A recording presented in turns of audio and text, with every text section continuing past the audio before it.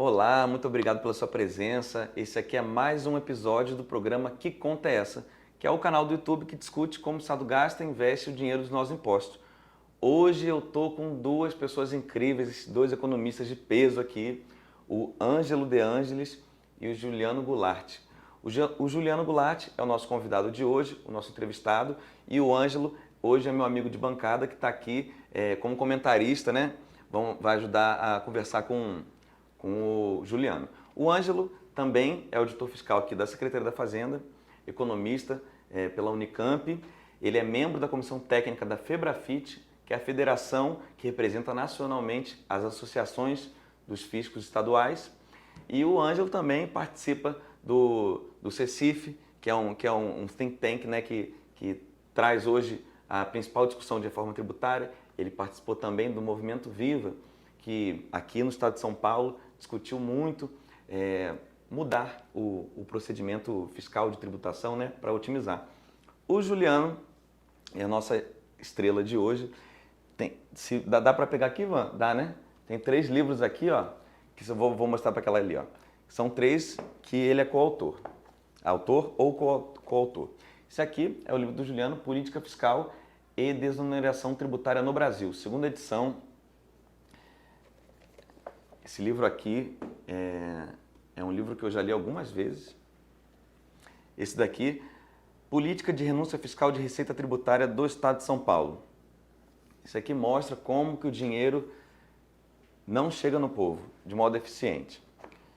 E esse aqui é o livro também do nosso sindicato, O Que Conta é Essa? É um livro que eu sou organizador e o Juliano é um dos coautores.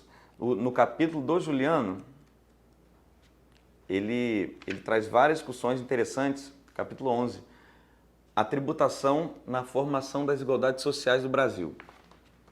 Então ele conta, por exemplo, que uma pessoa que ganha 3 mil paga muito mais imposto, proporcionalmente falando, que uma pessoa que ganha 30 mil reais. E o livro ele consegue ilustrar muito bem tudo isso. Então vamos lá. Vou cumprimentar cada um de vocês. Vou cumprimentar primeiro o nosso comentarista, para depois junto a gente receber o nosso convidado.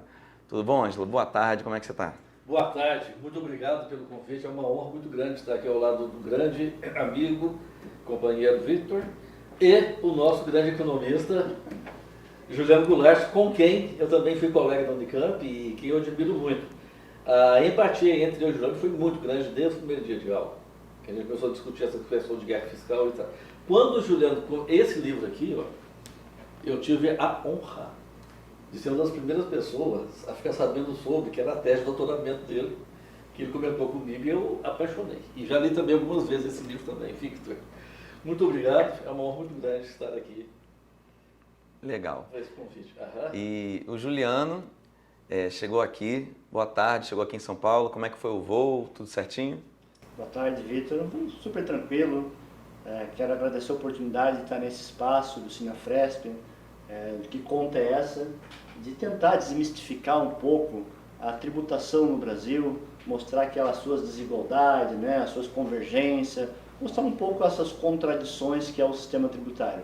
Quero cumprimentar o professor Ângelo, meu parceiro, né, no Instituto de Economia da Unicamp, aqui em Campinas, e aprendi muito com ele. Eu acho que, como eu já falei anteriormente, eu tinha umas certas limitações na área tributária, de federalismo, guerra fiscal, e inúmeras conversas e aula com o professor Ângelo permitiu dar um salto qualitativo no meu conhecimento técnico. Então, cada um desses livros que o Victor acabou de apresentar tem um pouco do conhecimento que eu construí nas conversas com o professor Ângelo. Acho que ele sabe disso, eu não me canso de falar isso. Então, Victor, novamente, muito obrigado por estar nesse espaço aqui, nesse podcast, Que Conta é Essa? Pelo Sinafresp. Me sinto muito honrado de estar discutindo esse tema, que embora complexo, difuso, difícil de entender, é de suma importância para o conjunto da coletividade do brasileiro. Então vamos lá para a pergunta número 1. A especialidade, né, de divulgação, de educação fiscal que o Juliano faz, ele é a gente gosta de chamar de militante, né, um militante, um ativista pela causa da não renúncia fiscal, né? Ele quer trazer para todos nós o que está acontecendo de um jeito, com uma linguagem tão técnica, que a gente não entende para onde escoa o nosso dinheiro. Então, eu vou perguntar assim, o que é renúncia fiscal? Lins, os economistas, de modo geral, têm uma linguagem muito difícil de entender. Eles vão para os meios de comunicação, falam em balanço de pagamentos, falam em superávit primário, falam em déficit nominal, falam em tributo regressivo, e o conjunto da população não entende o que é isso. Isso também é um pouco ideológico, porque quando as pessoas não entendem, elas não se interessam pelo assunto e fica muito mais fácil, né, os gestores, os administradores, né, os interesses políticos que tem por trás de toda a política macroeconômica em ditar os rumos e a sequência de uma determinada política. O que é renúncia fiscal? A gente pode falar renúncia fiscal, pode falar incentivo fiscal, pode falar gasto tributário, tem uma infinidade de nomes, eu não vou discutir aqui a perspectiva jurídica de cada um deles. Mas a sua finalidade pretérita da renúncia fiscal é aquilo, o empresário, de vez ele recolher, por exemplo, de ICMS R$10 no mês, ele vai recolher R$7. R$3 é a renúncia fiscal que ele recebe, ou seja, o imposto que ele deixa de recolher para o Estado, com a perspectiva de não recolher esse tributo e fazer uma política de investimento. Porque um dos componentes do custo de produção é o tributo, é os salários, é os insumos, é os material de expediente, é matéria-prima e é a folha de pagamentos e é o tributo. Então, ele reduz o seu custo de produção, né, com a perspectiva de gerar um investimento e esse investimento fazer um encadeamento de contratar novos trabalhadores, né, de gerar novos empregos, de distribuir renda, porque o investimento, aquilo como a gente estava conversando, professor Lange, como diz Kaleski, como diz Keynes, é o efeito multiplicador. Quando mais se investe, mais se contrata, mais se propaga o investimento e vai gerando multiplicador.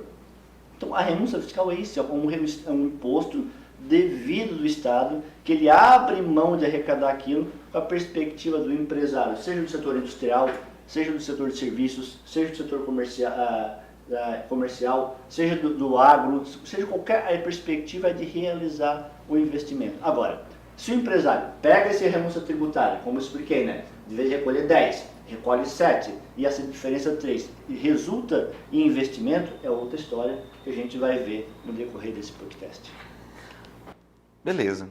Então a pergunta 2 é... Antes da pergunta 2, eu quero... Legal o que você falou na sua resposta. Eu vi aquele físico Neil Tyson, é esse o nome dele? Neil Tyson, aquele divulgador científico. É Neil Tyson, né? E aí ele falou assim, um dos conceitos, elementos mais importantes, um dos objetos mais importantes da biologia, que está em todos nós, é o nome que os biólogos dão, ácido desoxirribonucleico. Ninguém não dá nem para entender, para discutir o assunto. Os físicos, o evento mais importante chamam de Big Bang. Então, assim, uma das coisas aqui desse programa é a gente tentar fazer a tributação ser uma coisa que as pessoas consigam entender. Se a gente ficar dando nomes, né, para as coisas que ninguém entende, você traz... Porque toda legislação tributária, todos os livros de economia, tudo estão discutindo uma coisa. O dinheiro que a gente produz junto, chega mais para mim ou chega mais para você? É isso. Qualquer pessoa sabe discutir isso. Mas agora a gente vai conceitualizando e construindo um castelo que o povo não é convidado à discussão. Então gostei do que você falou, de que a linguagem já vai sendo um imperativo de certa forma, né? Então vamos lá. Quais são os impactos da renúncia fiscal para o orçamento público e desigualdade econômica? Lins, até há pouco tempo atrás estávamos conversando, eu e o Ângelo e o Tatsu, que todo bom economista que se preze, ele tem que ler os clássicos da economia política. Lê David Ricardo, lê Adam Smith, e lê os críticos da economia política, que é o Marx. Sem qualquer apego ideológico, né? Que isso é comunista, que é isso, é aquilo, tal. Sem essa perspectiva de ler, de sentar e tentar compreender o que o Smith quer dizer com a riqueza das nações, o que o David Ricardo quer dizer com o princípio de tributação e o que o Marx quis dizer com o capital. A gente tem que entender a tributação como uma categoria. Vamos pegar aqui Marx, por exemplo, ou como Keynes, interpretar como Marx como luta de classe. Se eu perguntar como keynesiano, conflito distributivo. Então, a tributação é um conflito distributivo entre quem paga mais impostos e quem paga menos impostos no Brasil. e um conflito distributivo em quem se apropria mais dos impostos através do orçamento público, pega os juros da dívida pública, e quem se apropria menos do fundo público, que é os programas sociais, Bolsa Família, BPC. Então, essas 4 questões têm que vir antes da pergunta que se paga muito tributo. Se paga muito tributo, mas quem paga muito tributo e quem recebe muito tributo. Nessa perspectiva de quem paga menos tributo, que a tributação é regressiva no Brasil, é o grande capital, é a grande empresa brasileira, transnacional. E a gente percebe que quando uma empresa se beneficia de um programa de incentivo fiscal, aquele imposto que ela deixa recolher, ela se justifica que ela vai realizar investimento e contratar novos trabalhadores. Essa narrativa está canonizada como um santo no altar, assim, me permite a metáfora aqui. Porque é muito difícil uma postura crítica dessa perspectiva dos incentivos. Mas em muitos dos incentivos que a gente vê, por exemplo, nos atacadão, no varejão, não tem correlação sintomática com política de distribuição de renda, como desenvolvimento, como geração de emprego. O incentivo fiscal não é um dispositivo automático de desenvolvimento. Por quê? Porque uma empresa de comércio, como um grande atacado, que importa suas mercadorias, que começa a fazer a sua operação no mercado nacional, ela goza do benefício, mas necessariamente ela não realiza investimento. Ela reduz seu custo de produção e não gera investimento. Não gerando investimento, aquilo que o Kaleski fala, como elemento multiplicador da atividade econômica, ela gera redução de custo de produção e gera margem de lucro sem distribuição de renda. Então, não há correlação sintomática entre mais renúncia e mais desenvolvimento. Se a gente pegar o Estado de São Paulo, a renúncia do ano passado era 53 bilhões. Para este ano foi para 65 bilhões.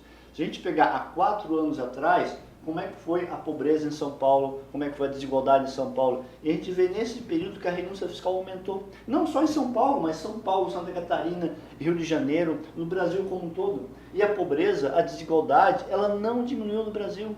Então, uma correlação sintomática, aquilo que o professor Wilson Cano de espúria, não gera encadeamento, gera acumulação, gera taxa de lucro, mas é claro, é que a gente tem que abrir um parênteses, que há benefício fiscal que gera encadeamento, tipo ciência, tecnologia, pesquisa, complexidade econômica, metal mecânica.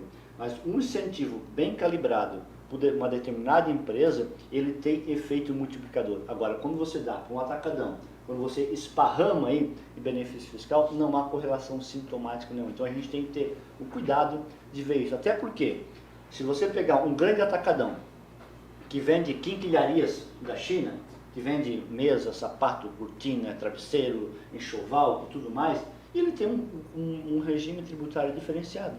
Mas ele vai para uma cidade de pequeno porte ou de médio porte, se instala no centro da cidade e acaba provocando dumping. Ele acaba quebrando seus pequenos rivais ali ao seu redor e acaba concentrando. Então o incentivo fiscal gera concentração e centralização de capital em poucas e em grandes atacadões de comércio, porque o benefício pequeno não tem aquele benefício. Então há desigualdade no pé de concorrência. Então ele também distorce a economia de mercado, ele gera concentração, gera centralização e também gera desvinculação constitucional.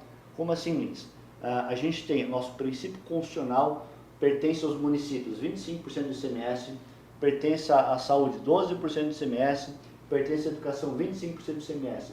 Quando você dá um incentivo, você está avançando sob a base de cálculo das transferências obrigatórias de saúde, educação e dos municípios. Então há também essas contradições. Então, a renúncia tributária, que é aquele imposto que o empresário deixa de recolher com a perspectiva de gerar investimento, nem sempre ele gera novos investimentos. O que é a guerra fiscal? Professor Anjo, traz desenvolvimento no Brasil? Não. Guerra fiscal é renúncia de receita em cima de crédito. Traz desenvolvimento? Não, não traz nem um pouco. Quais as consequências disso? Se você constrói uma estrutura produtiva, é toda desorganizada, ineficiente e cara. Então, você tem alguns exemplos. Você pega 3 exemplos. Sul de Minas, extrema, que dá um monte de incentivo fiscal, crédito otorgado. Você pega a atividade portuária de Santa Catarina, que também tem dispensa de ICMS na importação. Certo? Você pega, e combinado com crédito otorgado, você pega Goiás, que também dá incentivo para atacado, para saída de medicamentos por atacado, ou mesmo para laboratórios. Isso só gera tramitação e fluxos comerciais sem gerar nenhum encadeamento local na cadeia produtiva. Então, Extrema, por exemplo. Extrema é um simples passeio de mercadoria entre São Paulo, sul de Minas e reintrodução da mercadoria, para aproveitar os incentivos fiscais. E o mais dramático de tudo isso, que o Juliano muito bem colocou, é o seguinte: o incentivo fiscal em impostos do tipo IVA, que é do tipo ICMS, que são impostos encadeados a débito e a crédito, tá certo? Quando você dá um incentivo no meio da cadeia, não há também nenhuma garantia de que isso vai redundar em menor preço. Isso mesmo. Não há nenhuma garantia. Então, o que acontece? Quando você está no meio da cadeia, a mercadoria, o produto final, ele pode chegar lá no varejo com o mesmo preço. E o consumidor, às vezes a loja de varejo, ela tem que destacar o imposto da operação final. Então, o consumidor, o destinatário, ele acaba pagando o imposto embutido ali naquela mercadoria, que está naquele cupom fiscal, e no meio da cadeia aquele imposto não foi recolhido. Ou seja, o consumidor paga, mas só que esse imposto ele não vem para o cofre público, ele fica no caixa da empresa, sem garantias de que isso vai gerar maior perfeito. Então, além do que você falou, ainda tem esse lado perverso. Porque se você dá um incentivo para um atacadista, ou dá um incentivo para uma indústria X de alimentos se instalar em um estado tal, o incentivo é o crédito otorgado, ou o crédito presumido, que está no meio da cadeia. Quem vai usufruir daquele incentivo? Bom, essa é a hora que você explica para o povo o que é crédito otorgado e O crédito presumido. O crédito otorgado, desculpe, porque às vezes a gente... Não, a ideia é trazer o povo para a conversa. E porque a gente está acostumado com essa tecnicidade toda, então a gente acaba, tem que entrar no espírito aqui de fazer o contrário, explicar. O crédito otorgado é um crédito espúrio que é dado no meio da cadeia produtiva sem nenhuma correlação com algum fato econômico. É um crédito criado em lei que não tem nenhuma correlação com circulação de mercadoria. Você dá esse crédito para uma empresa e quando a mercadoria chega lá no varejo, a loja varejista vai vender com o imposto. Então o consumidor pagou. E esse crédito não foi recolhido para o Estado. Tem esse problema. Tem um outro problema também, são as empresas do Simples Nacional. Chega um certo ponto que não compensa mais ficar no Simples. O incentivo fiscal para impostos do tipo ICMS, que é imposto sobre valor agregado, e ele é encadeado todo a cadeia, no Simples Nacional, ela não tem direito a crédito. E ele paga o ICMS sobre o faturamento. Ele entra num sistema tão cumulativo que quando ele chega a um determinado nível de faturamento, para ele vai compensar sair do Simples para aproveitar os créditos otorgados, os créditos do incentivo fiscal. Então ele ainda tem essa perversidade de matar, digamos assim, de tornar nulo toda a filosofia do Simples Nacional. Ainda tem isso ainda. Tem empresa que vai liberando aí 2 milhões anuais de faturamento, ou 3 ou 4 milhões de anuais de faturamento, já não compensa. 4 milhões não, que é 3.600. Mas vai beirando aí 2 milhões, 2 milhões e meio, já não compensa ficar no Simples. O próximo tópico aqui da nossa conversa é sempre a gente vê junto na argumentação, né? 3 conceitos aqui: renúncia fiscal, desenvolvimento regional e geração de emprego. Essa relação é verdadeira? Linus, vamos com calma, né? Nesse trabalho aqui, que o professor Ângelo teve a oportunidade de ler antes de ser publicado, você também teve acesso à leitura, o que eu trato de explorar neste trabalho, que foi minha tese de doutorado no Instituto de Economia da Unicamp? Os impostos federais, né? Os impostos federais. E neste livro aqui, com parceria com o Sinafresp, que é os impostos estaduais de São Paulo, ICMS. Nos dois trabalhos, eu busco mostrar a correlação renúncia tributária ou renúncia fiscal, desenvolvimento econômico e também desenvolvimento regional. Aí me vem muitas aulas do professor Wilson Cano, né, do professor Fernando Macedo, na política de desenvolvimento regional.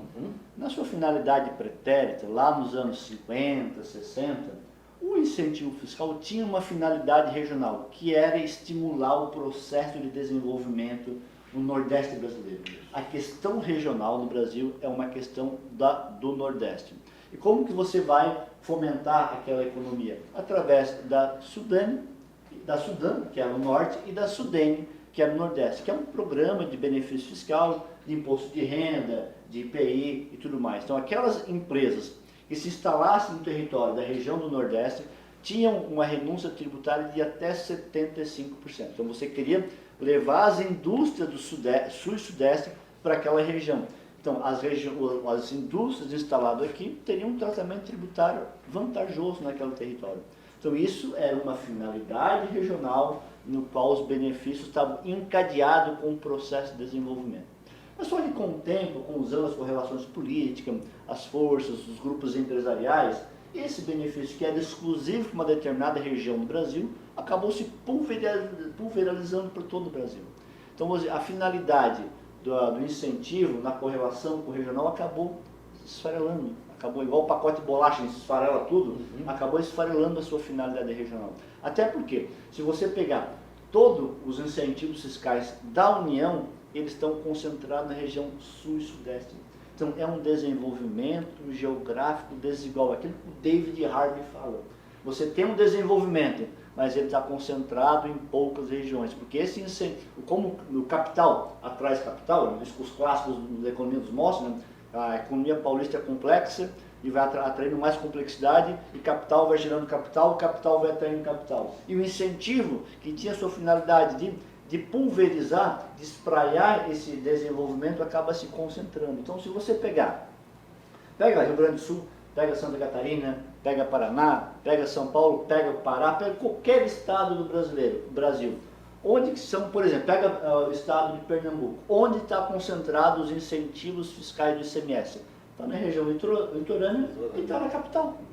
Então, o incentivo, ele deixou de ser um instrumento de política regional para virar um instrumento de concentração. Então, ele gera mais concentração e mais centralização. Então, não há correlação sintomática entre desenvolvimento regional e incentivo fiscal, porque ele acaba se concentrando. Pega São Paulo, pega as regiões metropolitanas, depois pega os grandes centros, né? Pega Santos, pega Campinas, pega Franca, pega Ribeirão Preto, os grandes centros, acaba se concentrando o incentivo nesses grandes centros. Então, perdeu a sua finalidade. Aí a gente tem que entender o incentivo fiscal é um desenvolvimento geográfico desigual, porque estimula mais desenvolvimento para as regiões mais desenvolvidas. E aí acaba atraindo sai pela culatra, né?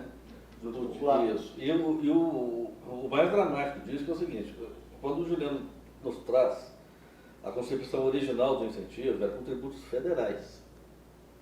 Quando isso desce para um tributo subnacional, né, que é o ICM, no caso, o ICMS, primeiro ICM, depois o ICMS, aí essas distorções, elas começam a aparecer porque esse tributo ele não foi desenhado para dar incentivo fiscal para desenvolvimento. Ele é um tributo eminentemente arrecadatório, ele não é imposto de fomento para promover desenvolvimento regional.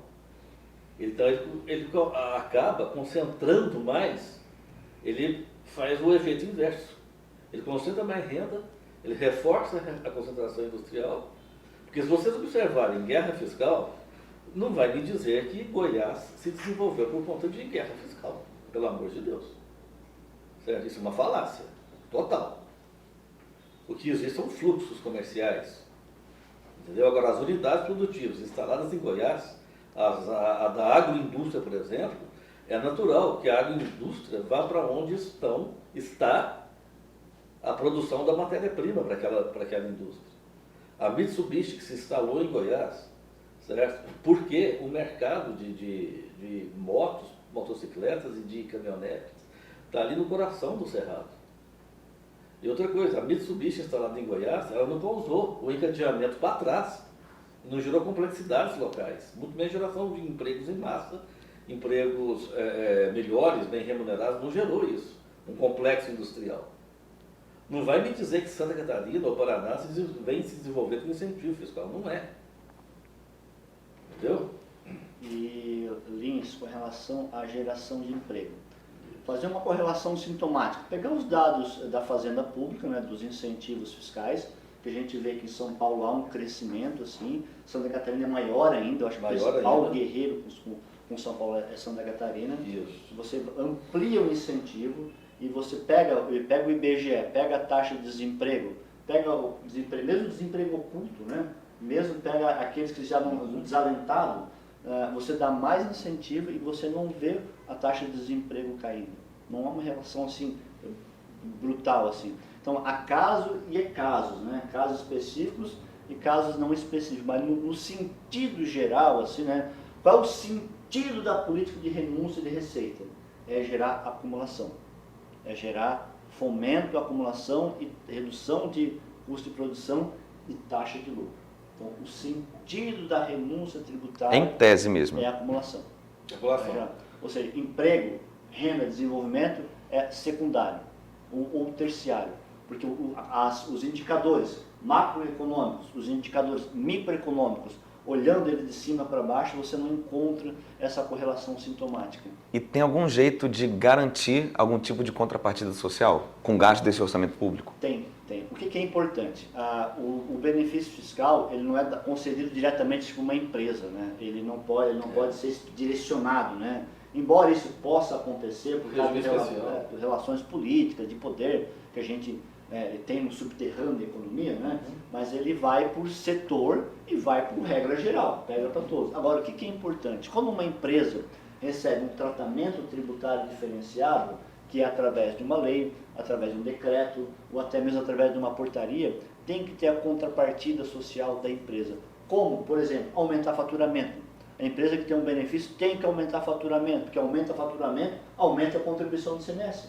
A empresa tem que fazer novos encadeamentos, tem que adquirir uma outra empresa, tem que construir uma nova planta industrial, ela tem que se expandir no mercado internacional, ela tem que se ramificar pelo território. Então a contrapartida dela, que é através do investimento, ela crescer, se expandir e se multiplicar. Então isso tem que estar amarrado no regime jurídico que regulamenta isso. Porque se estiver solto, dá um incentivo e fica na palavra, fica no fio de bigode, não há. Então tem que ter o quê? Acompanhamento, né? Tem que ter um rastreamento desse incentivo. Você dá um incentivo, você tem que ter uma equipe de fiscalização que vê se ir em loco naquela empresa, ela recebeu tantos milhões, ela aumentou o faturamento, ela contratou novos trabalhadores, ela gerou emprego, ela gerou aquele efeito multiplicador keynesiano, que é aquilo que o Celso Furtado fala nos anos 30 na renda do café. O governo brasileiro comprou o café, queimou o café, jogou em café em alto mar, mas ele manteve a renda do setor cafeeiro, gerou todo o encadeamento, né, um complexo cafeeiro, desde construção civil, de ferrovia, de sistema bancário, de sistema produtivo, de indústria metal-mecânica, que surgiu a partir do café, e o governo comprou e queimou o café. E se você pega um incentivo e não faz esse multiplicador, ele gera acumulação e taxa de lucro. Aí nesse ponto aí, ó. Então,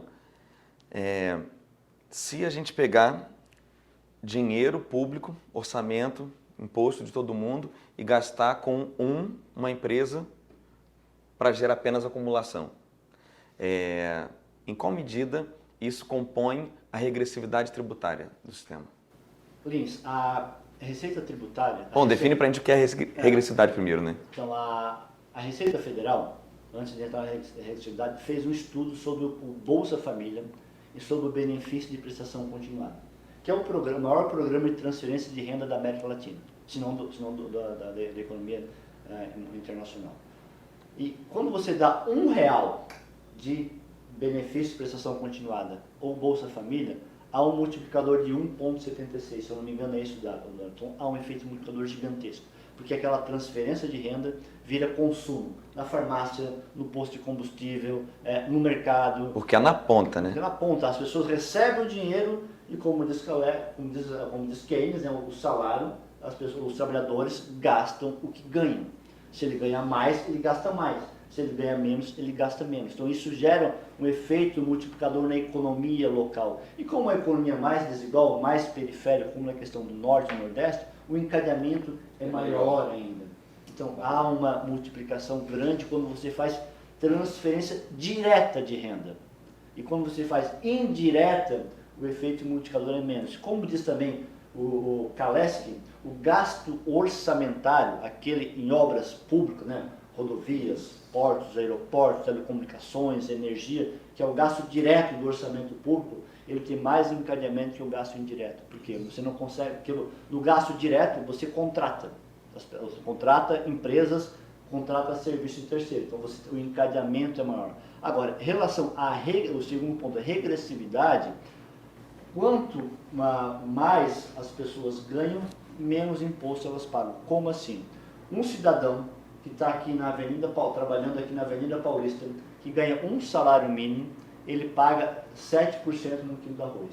Agora, um cidadão que está na Faria Lima, que ganha 30 salários mínimos, ele paga mesmo 7%. Então, ou seja, não há distinção do tributo, ou seja, a tributação é igual. Como também, como um exemplo, pega a Petrobras, pega os divisão de dividendos e lucros da Petrobras. Um grande acionista que recebe 10 milhões de reais da Petrobras, ele não vai ser tributado, porque remessa de lucro e dividendo no Brasil é isenta. Agora, como comentei anteriormente, uma mãe que mora na periferia e que a sua filha de 10, 12, 13, 14 anos ou mais está no período menstrual, ela precisa de um absorvente para ir para a escola, a mãe vai até o mercado, compra aquele absorvente e paga 17% de ICMS. Então isso é totalmente desigual. Então a desigualdade tributária, quando ele é progressivo, quem ganha mais, paga mais em proporção à sua renda. Quando ele é regressivo, as pessoas que ganham menos pagam mais em relação a quem ganha mais. Então o sistema tributário brasileiro, ele está em constante permanência com a formação das desigualdades sociais do Brasil. Porque quem ganha muito, paga pouco. E quem ganha pouco, paga muito. Então essa é aquilo, se você é um keynesiano, você trabalha o tributo como conflito distributivo. Se você é um marxista, você trata o tributo como uma questão de luta de classes. Se você é um neoclássico ou um liberal, você trata o tributo como uma questão alocativa. Então, ou seja, é um conflito distributivo por uma determinada corrente teórica, é uma luta de classe por outra teórica, e é uma alocação de tributo com outra. Então, cada corrente teórica vai dando a sua contribuição e a sua formação. Agora, o que a gente tem que ver é que essa estrutura tributária ela é desigual, porque também, professor Anjo, há um interesse político que o sistema tributário seja complexo, seja difuso, seja difícil de entender e seja essa confusão, porque há um conjunto de interesses que vai ganhando com esses benefícios, né? Com essas regalias, com esses privilégios. Agora, aquela população de baixa renda, ela é prejudicada em grande parte por essa medida. Aí que está aquela questão, de fazer devolução de imposto de ICMS, por exemplo. Um cidadão, como imposto de renda, que tem uma renda baixa, que adquire produtos de primeira necessidade, produto da cesta básica, ele tem que ter devolução daquele imposto. Porque a devolução daquele imposto vai ser renda na conta corrente dele, que vai se transformar em novo consumo. O Estado ganha com isso também. Então, quando transfere renda do programa Bolsa Família, que aquece aquela economia local, aquele mercadinho local, aquela farmácia, aquele posto de combustível, aquela bodega que está na esquina, todo aquele encadeamento acaba recolhendo impostos através do Simples Nacional. Sim. Então isso vai se multiplicando, se acumulando, diferente da renúncia tributária, que não há garantias que ela seja reintroduzida na economia, que ela seja convertida em investimento e que ela volte para o cidadão. Então essas complexidades tributárias que vão gerando, que é ideológico, falar dessas dificuldades, as pessoas têm dificuldade em entender, e quando tem dificuldade em entender, não se interessa pelo tema, e quem se interessa faz o convém com a sua política macroeconômica. Eu quero entrar na parte ideológica e aproveitar já para trazer quem está aqui com a gente para uma... Ele falou que quem ganha R$1.000 gasta 7% no arroz, e quem ganha R$100.000 gasta 7% no arroz. E aí talvez alguém que está começando agora nessa conversa pense assim, mas 7% é o mesmo para cada um, me parece justo. Né? Então, o lance se você gosta dessa proporcionalidade, me diz se eu estou errado, né? Não vai dizer porque está a câmera lá, né? Mas você talvez concorde com a noção de que cada um tem que ter o mesmo esforço para pagar imposto. E esse é o ponto. Se eu pegar 10%, imagine uma pessoa que tem 10 reais, uma pessoa que está em situação de rua e ela tem 10 reais. E eu pego 10%, vou pegar R$1 dela de imposto, por exemplo. Agora pensa numa pessoa que tem 100 mil reais. A gente vai pegar 10%, vai pegar 10 mil reais dela. Então, a pessoa de 100 mil reais vai ficar agora com 90 mil reais para gastar. A pessoa de 10 reais vai ficar agora com 9 reais para gastar. A pessoa que tinha 10 e gastou 1, está dentro ainda da lógica do pão que ela ia comprar. Agora, quando você pega 10 mil reais de quem tem 100 mil, você não está mais entrando nisso. Então, cada dinheiro que eu tenho mais, cada um dinheirinho vai valendo menos. Então, eu tenho que pegar mais dele para manter o mesmo esforço da pessoa que está pagando. Não é isso, professor? Sim. Nesse caso, Lins, o que nós temos que pensar? As propostas de reforma tributária que estão aí, não é no tema aqui do nosso podcast, mas elas as duas têm a questão da devolução dos impostos pagos nas mercadorias adquiridas por famílias de baixa renda, que é o tal do cashback, para diminuir a regressividade do imposto. Então, por exemplo, qual que seria o ideal que isso encontre resistência política? Vou falar aqui agora, encontra resistência política, que é o seguinte: ao invés de ter a cesta básica, você tributa normalmente os produtos da cesta básica pela alíquota normal no imposto. Só que a população de baixa renda, as famílias de baixa renda, vão ter o cashback desse imposto pago, através dos cadastros Bolsa Família, etc., dos programas sociais. Eles vão ter o cashback desse imposto. É uma maneira de reduzir a regressividade. Esse programa já existe, já no Rio Grande do Sul, já tem um programa semelhante. Só que no Rio Grande do Sul ainda a cesta básica ela é tributada pela alíquota mais baixa, mas pelo menos a população de baixa renda já recebe o cashback. A ideia é universalizar isso para todo o Brasil com as propostas de reforma tributária, que é uma maneira de reduzir a regressividade. Porque, como diz o Juliano, o incentivo, quando você dá no meio da cadeia, se é uma empresa que é fabricante ou distribuidora, aquele imposto, aquela renúncia fiscal, ela é capitalizada no caixa da empresa. Sem nenhuma garantia, vira acumulação de capital, sem nenhuma garantia, acumulação de lucro, sem nenhuma garantia de que ela vai espraiar para a economia. Agora, quando você faz o cashback, reduz a regressividade do imposto, aí sim, aquilo vai gerar demanda no comércio local. Agora, a tributação é tão Aham. perversa e espúria. Isso. Quero dar um exemplo, Lins. Bebidas quentes, por exemplo, uma garrafa de uísque, ela deveria ser tributada. É quente, concordo. Alíquota em 25%, né? É supérfluo, então tem que ser 25%, regra geral. Sim. Mas se você for em Santa Catarina, for num pub, for num bar, for em qualquer estabelecimento comercial similar a isso, você vai pagar 7%. Faz sentido em você pagar o quilo de arroz 7% e pagar no uísque 7%? Não faz sentido. Então é muita... Aí se você for, se eu não me engano, é no estado do Paraná, é 3,4%.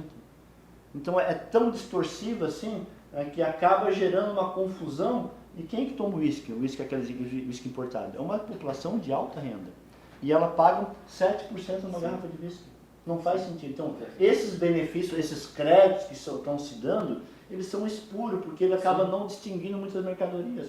Né? Se você pegar, o Ângelo foi lá hoje e comprou um sapato bonito aqui, comprou um sapato. Mas se ele for comprar um sapato com sola de borracha, tem uma alíquota.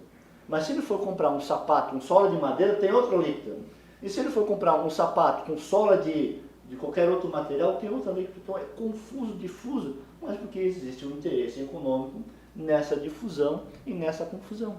Como também não existe um interesse econômico em tornar o nosso sistema tributário mais progressivo. Por exemplo, imposto de renda. Em 1963, pouco antes do golpe militar, nós tínhamos 17 alíquotas de imposto de renda. A alíquota máxima era 65%. Então era 17 alíquotas progressivas, né? Hoje nós temos 5, 6 alíquotas. E a máxima é 27,5%. Então você faz política de distribuição de renda com alíquota tributária de imposto de renda, né? Não com PIS, não com IPI, né? Você faz na renda. E a renda tributária no Brasil hoje, ela é pouca. Tanto que ela é concentrada e centralizada, como diz o estudo Oxfam Brasil, 6 pessoas no Brasil têm a renda equivalente a 100 milhões de brasileiros. Nós temos 210 milhões de brasileiros, 6 pessoas têm metade da renda. Então o instrumento tributário, ele fomenta as nossas desigualdades cotidianamente. Então, porque essa confusão, ela favorece. Então, essa renúncia tributária, que em Santa Catarina equivale a 43% da arrecadação. Como assim? O que o Estado renuncia dá 20 bilhões. Esse 20 bilhões representa 43% do Estado arrecada. Em São Paulo é 65 bilhões. É muito bilhões e bilhões que geram acumulação, que geram redução de custo de produção, que geram taxa de lucro, mas que não correspondem às expectativas de alavancar progresso técnico em pesquisa e desenvolvimento. Claro, caso a caso, o incentivo geral gera isso, mas em casos específicos e muito bem calibrado. Mas num sentido geral, assim, a gente não encontra essa acumulatividade. Então, ele é regressivo também porque Santa Catarina, 20 bilhões para 1,7% das empresas registradas na junta comercial. Então, 20 bilhões para quase um pouquinho mais de 1,5% dos empresários. Então, olha, tem mais de 1 milhão de empresários em Santa Catarina registrados na junta comercial. Apenas 1,73% tem benefício fiscal. Então, ele é concentrado, ele é centralizado, ele gera sua distorção alocativa na economia de mercado. Então, isso corrobora com uma regressividade. Mas como a gente tem que entender o tributo, na perspectiva keynesiana, como conflito distributivo. Quem paga mais tributo, quem paga menos tributo. Quem se apropria mais do tributo e quem se apropria menos do tributo. O tributo é alto no Brasil? Sim, é alto para a classe trabalhadora e para a população de baixa renda, que paga mais tributo. Ele é baixo para a população de alta renda, que se apropria mais do orçamento e paga menos tributo no Brasil. Então isso para Marx é a luta de classe, para os neoclássicos é a questão alocativa, distribuição alocativa, e para os keynesianos é conflito distributivo. Cada um com suas perspectivas ideológicas se identifica com um ou com o outro. Né? Eu vou tributar sua caneta aqui, vou pedir para você explicar essas 3 ideologias. O que significa em cada uma dessas ideologias. E aí antes eu quero só colocar aqui, vamos aqui no meio aqui. Tudo é ideológico. Tudo. E a pior das ideologias, a mais perigosa, é aquela ideologia de que o que eu estou fazendo não é ideológico. Essa aqui é a pior, né? Que aí, beleza. Então vamos botar assim, ó. Escreva a seguinte frase, né? Todo mundo paga o mesmo imposto. Todo mundo paga o mesmo imposto. Aí vai ter gente que vai achar que se todo mundo vai pagar o mesmo imposto, todo mundo vai pagar, por exemplo, 7%. Todo mundo vai pagar o mesmo 7%. Aí vai ter gente que vai falar, não, peraí. Cada dinheiro mais que eu tenho vale menos cada dinheiro, então tem que cobrar 7% de um e 20% de quem tem muito mais. Beleza? Então, isso é progressivo. E aí vai ter gente que vai achar que tem que cobrar do grande empresário menos até. Porque ele já está até gerando emprego. Blá, blá, blá. Tudo isso são arcabouços ideológicos. Então, vou pedir para você explicar cada uma das questões ideológicas envolvidas na questão tributária. No Marx, que você falou, nos liberais e no Keynes. Então, no contexto atual da política brasileira, né, das postagens de redes sociais, Instagram, Facebook, a gente fala em Marx, é capaz de a gente levar aquela tarja de comunista na testa, né? De vermelho e tal. Mas não, se você quer entender Marx, você tem que ler o Marx mesmo. Né? Não há nada de vulgarização. Assim, vulgarização. Tem que E os robôs estão tão fortes agora que se você fizer um vídeo assim, ó, Marx estava errado, aí vai ter robô comentando assim, sai daqui comunista, porque só achou o Marx e nem viu o que estava escrito, sabe? Então, o Marx, quando ele escreveu o Manifesto do Partido Comunista, né, ele começou assim, a história da sociedade é a história da luta de classe, que existe tanto em Marx, quanto em Ricardo, quanto em Smith, duas classes. Os donos do meio de produção, que é os empresários, que é os capitalistas, que é os burgueses, e a classe trabalhadora, que é o assalariado, que é o que recebe o seu ordenado. Então, são duas classes sociais, aquela que é proprietária do meio de produção e aquela que não é proprietária. Então eles estão em permanente conflito, lutas entre eles, através do movimento sindical, através do movimento de rua, através da organização de fábrica. Então isso gera esse conflito, essa luta, essa disputa dentro do fundo público e fora do fundo público. Então essa é uma ideologia, como diz Marx, a ideologia dominante, é a ideologia da classe dominante, né, que é a classe empresarial, que é a classe burguesa, que é esse conjunto de pessoas de dono de meio de produção. E o tributo, ele envolve luta de classe, entre duas classes, entre a classe que paga os tributos e entre a classe que paga menos tributo. E a classe que se apropria mais do tributo e a classe que se apropria menos do tributo. Por que que hoje no Brasil o sistema tributário é regressivo? Isso vem uma construção política na sua temporalidade, desde o período colonial, passando ali pela Primeira República, avançando na Revolução Burguesa, como Florestan Fernandes fala, em 1930, passando pelo período de 64, a ditadura, até o período recente. Então, esse conflito de classe, de uma ideologia de uma classe dominante, conseguiu impor a sua ideologia de pagar menos tributo, de se onerar menos com tributo e descarregar sobre a classe trabalhadora, que é o assalariado em geral, o serviço público, o servidor público hoje, o trabalhador de fábrica, de comércio, de serviços, de uberização e tudo mais. São essa classe que paga o tributo hoje no Brasil por causa de uma correlação política de forças. A força política da grande estrutura econômica, ela prevaleceu. Então, ou seja, o tributo é maior para uma determinada classe para uma outra. Aí você tem que entender o conflito de classe, que é uma permanente luta entre movimento sindical, movimento patronal. Então, como a ideologia dominante é a ideologia da classe dominante, como Marx fala isso na ideologia alemã, essa classe paga menos tributo. Então, paga menos tributo, ela tem maior renda e tem maior poder de consumo. Para Keynes, que tem uma perspectiva totalmente diferente de Marx, né, ele defende aquela perspectiva do Estado como um maestro de uma orquestra sinfônica, ou seja, o Estado vai coordenando todo o processo econômico, todo o desenvolvimento, né, o gasto público como elemento dinâmico de uma economia. Ou seja, o gasto orçamentário através do déficit público, através de taxa de juros, através de uma sintonia, o Estado vai coordenando ali através de uma demanda efetiva, né, do gasto público. E esse gasto público também é conflito distributivo. Quem vai se apropriar mais do gasto público e quem se apropria menos do gasto público? Pega no Brasil hoje, o maior gasto público está concentrado com juros e amortização da dívida.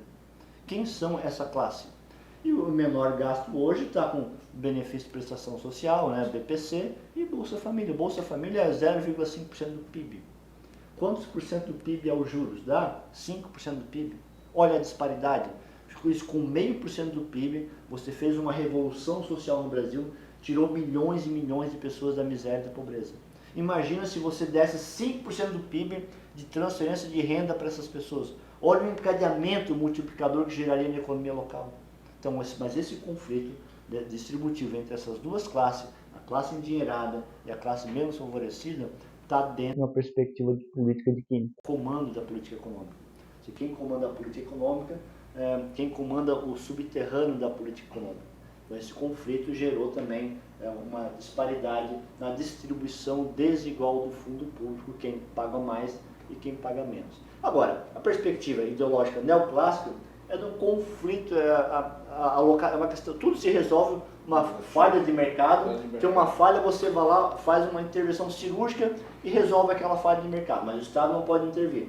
Tem um banco vai quebrar, o Estado interfere naquele banco lá para não permitir aquele banco quebra. Então é uma questão alocativa. Você tem um recurso aqui, você distribui para cá, para gerando aquele ponto de equilíbrio entre oferta igual a demanda. Então você vai ajustando. Não, a luta de classe é uma questão perspectiva diferente, conflito distributivo é outra e questão alocativa é outra. Então, para entender essas questões, você tem que ler David Ricardo, Princípio de Economia Política, tem que entender Adam Smith, A Riqueza das Nações, tem que ler Marx, né, O Capital, tem que ler Keynes, Teoria Geral do Emprego, do Juro e da Moeda, tem que ler os institucionalistas para entender o que é instituição, Isso. o que é o Estado, né, no processo econômico. O Estado está recorrente. Quando vem uma crise econômica, quando vem uma avalanche, assim, destrói, quebra todo mundo, o que acontece? O Estado vai para salvar.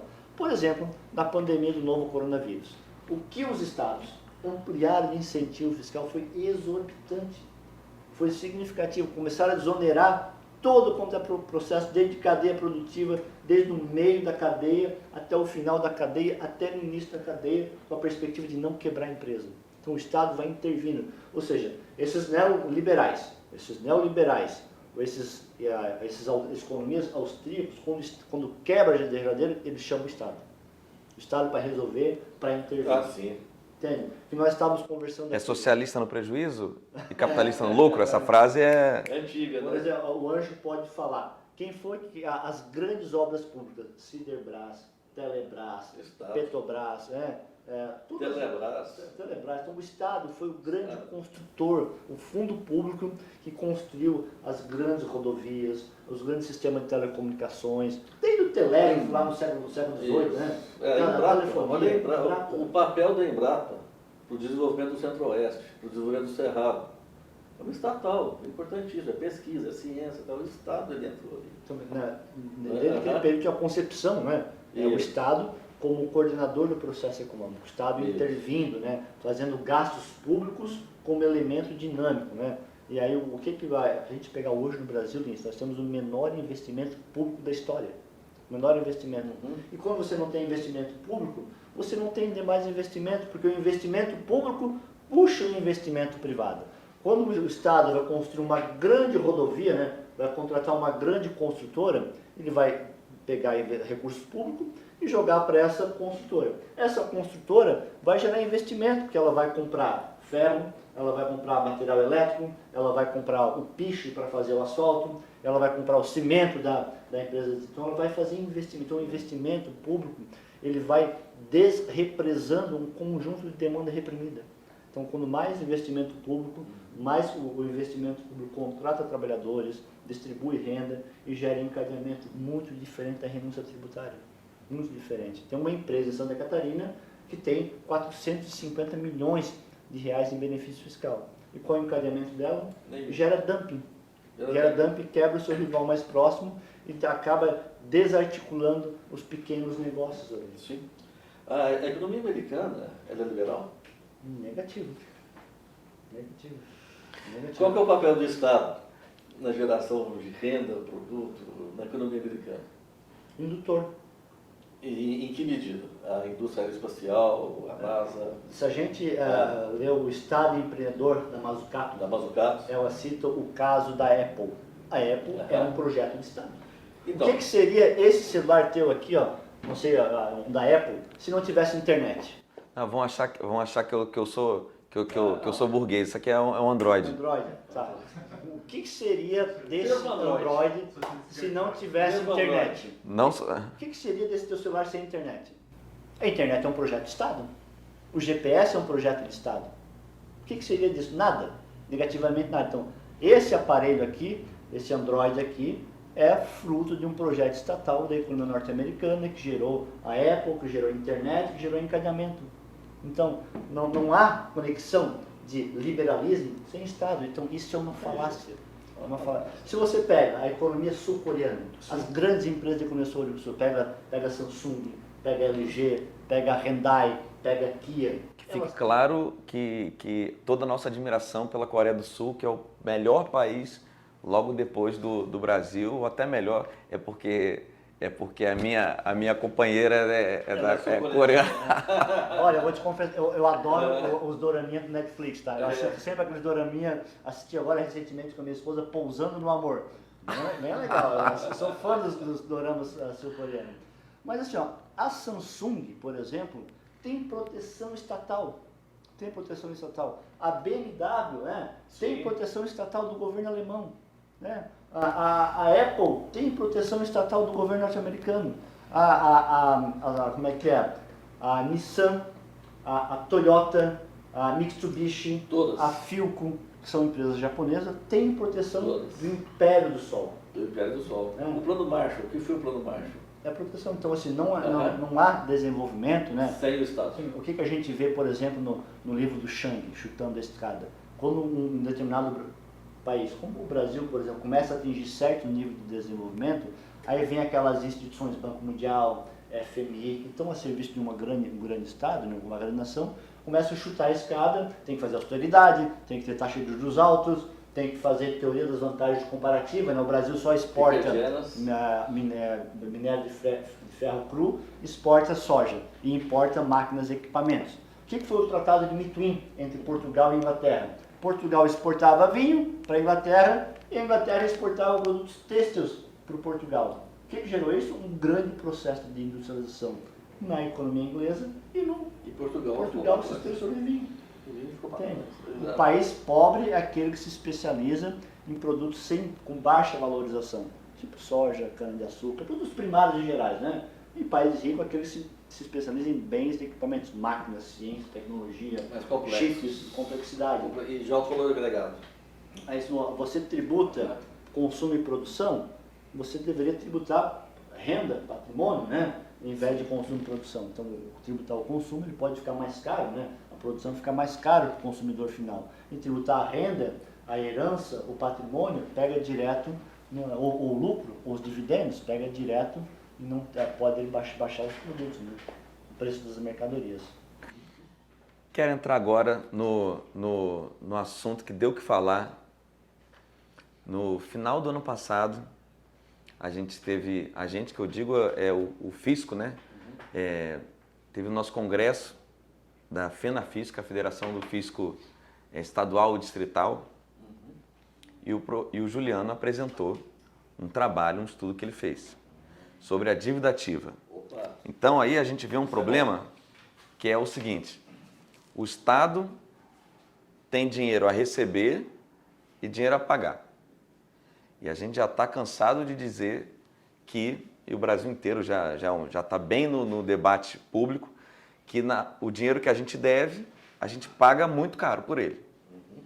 E aí o professor Juliano chegou escancarando que o que a gente cobra, está cobrando pouco. Então, quer ver, o público não está segurando dinheiro para o povo. O que está acontecendo, Juliano? Luiz, a primeira questão. Quando você vê muito no Brasil, você vê política de austeridade fiscal, política de arroxo, política de apertamento. E a austeridade, né, ser austero, ser astuto, você é o que? É corte em despesas públicas. E quando você faz uma política de austeridade, você acaba sempre punindo aqueles que mais precisam da ação do Estado. Você corta em programas sociais, corta em benefícios, corta em áreas, você ajusta as receitas do Estado, cortando despesa. E quando você corta a despesa, né, para gerar um superávit. Mas você nunca fala numa perspectiva de um ajuste fiscal pela ótica da receita, e sim pela ótica da despesa. O que seria um ajuste fiscal pela ótica das receitas? Bem, rever desoneração tributária, né? Cortar a desoneração tributária sem qualquer encadeamento produtivo, cobrar dívida ativa. Tem empresas quentes, empresas raiz que estão operando no mercado nacional que devem em 15, 16 estados da federação. Pega o setor de telecomunicações, pega o setor de bebidas, pega outros metal mecânico. As empresas devem, então você tem que pensar o tributo pelo lado avesso, pensar a austeridade pelo lado avesso. Bem, se eu fizer, aí que está a questão do conflito distributivo também. A austeridade pela ótica da despesa é mais fácil. Corta a despesa aqui, que olha, sai na imprensa, dá um berro. Agora, quando você faz austeridade pela ótica da receita, cortando a desoneração tributária, colocando o fisco e a procuradoria cobrando e executando a dívida ativa, você está indo sobre a grande estrutura econômica, indo sobre a grande empresa, que é quem tem um peso político maior. Você está denunciando uma incoerência. Uma incoerência. Então vamos lá. Na hora de gastar, eu digo que sou austero. Quero tomar conta do cofre. Na hora de gastar, eu quero tomar conta do cofre. Na hora de cobrar das empresas, aí não, peraí. Então a gente precisa ser eficiente agora para movimentar o mercado. Se for isso verdade, o que eu estou entendendo aqui é que eu quero gastar menos para poder cobrar menos de empresa. É isso. E o povo fica onde? Onde é que fica o povo? Isso, Quem é o povo, né? quem é o povo? Isso, Lino, se pegar o que nós estamos vendo aqui, dívida ativa, o que é dívida ativa? É diferente de renúncia de receita. Sim. Diferente. Sim. O empresário, ele tem que recolher R$10. A cada, recolher 100 milhões de reais, por exemplo, a cada dia 10 de cada mês. Só que ele não recolhe o tributo. Ele não recolhe nesse mês, não recolhe no outro, não recolhe, ele vai acumulando uma dívida com o Estado. Dívida ativa é dívida que a pessoa jurídica ou física tem com o Estado, que ela deixou de recolher o imposto na data devida. Só que essa dívida ativa, professor Ângelo, ela está concentrada e centralizada nas mãos de poucas e grandes empresas, que são assessoradas por grandes escritórios de contabilidade e de advocacias, que fazem planejamento tributário. Por quê? Porque o Estado brasileiro, de 2 em 2 anos, já foi de 4 em 4 anos, depois passou para 2 em 2 anos, e tem Estado que faz anualmente os refis. Então a empresa, a grande empresa, a estrutura corporativa, seja ela nacional ou seja ela multinacional, ela planeja e não recolher o tributo.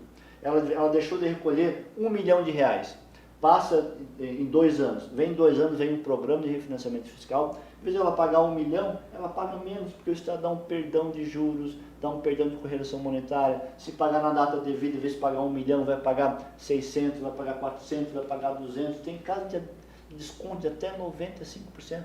Então, o Estado, na sua correlação política de força econômica, né, ou de luta de classe, ou de conflito distributivo, ou de alocação, essa classe que tem poder de fazer a sua ideologia dominante para que ela vire uma política dominante, ela acaba se beneficiando de programas de refinanciamento fiscal.